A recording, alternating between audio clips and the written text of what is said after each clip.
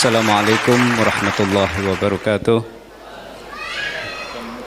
Bismillahirrahmanirrahim. Alhamdulillahirabbil alamin wassalatu wassalamu ala asyrafil anbiya'il mursalin wa ala alihi washabbihi ajmain. Amma ba'd.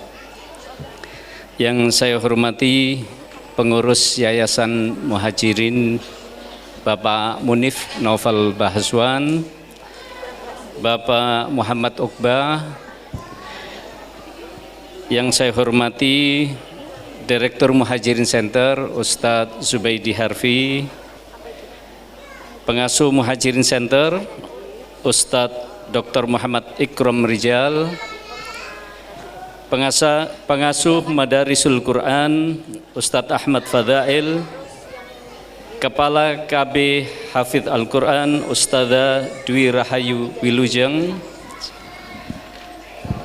Kepala TK Hafidh Quran Ustadzah Eka Septika Hardianti Ningsih,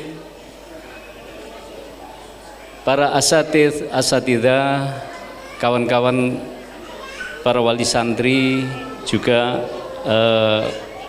para donatur kita, Bapak Solihuddin Al-Ayyubi, beliau Wakil Ketua 3 Basnas Gresik,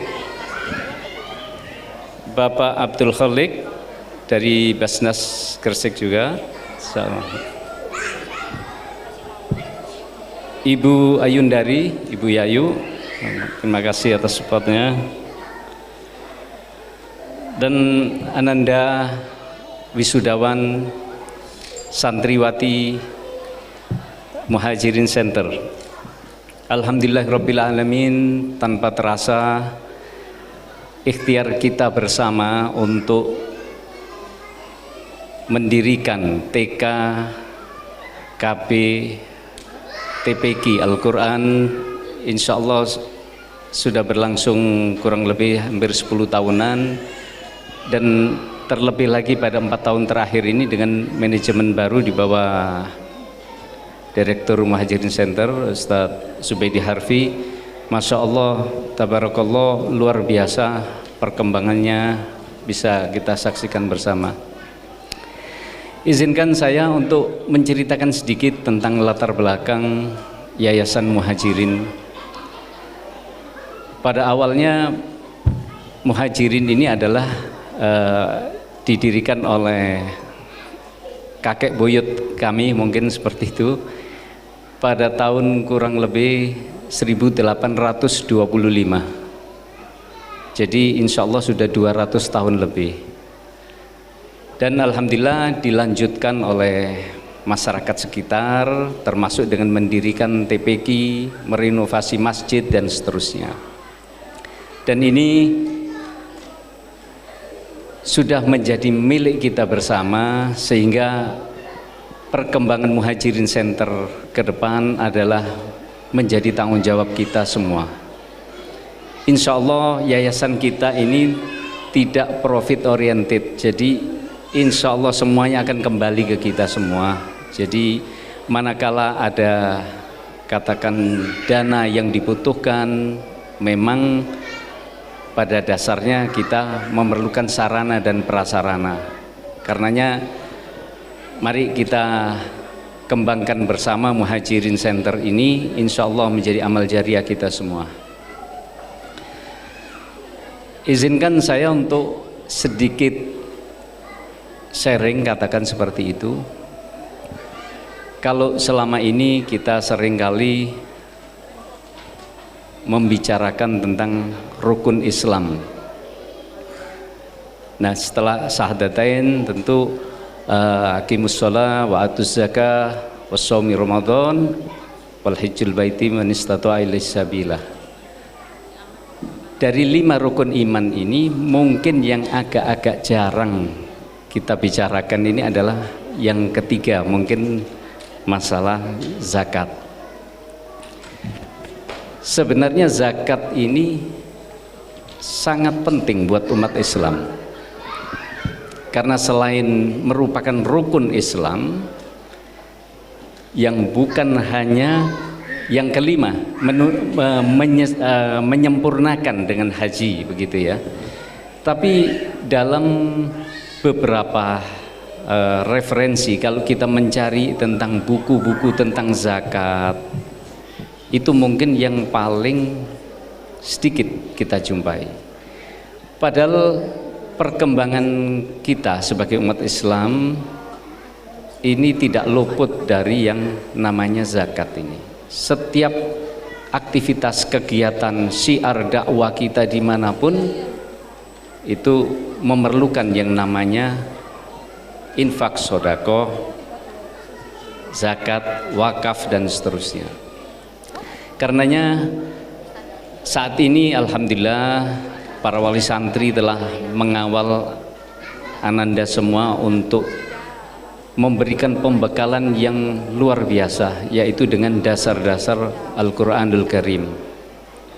Nah, mari ke depan kita kawal lagi anak-anak kita ini untuk juga dapat menyempurnakan rukun Islam selanjutnya, termasuk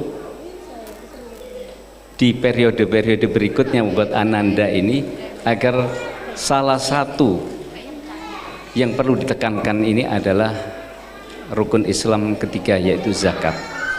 Karenanya kita perlu mendorong anak-anak kita ini untuk mencapai pendidikan yang terbaik, yang tertinggi.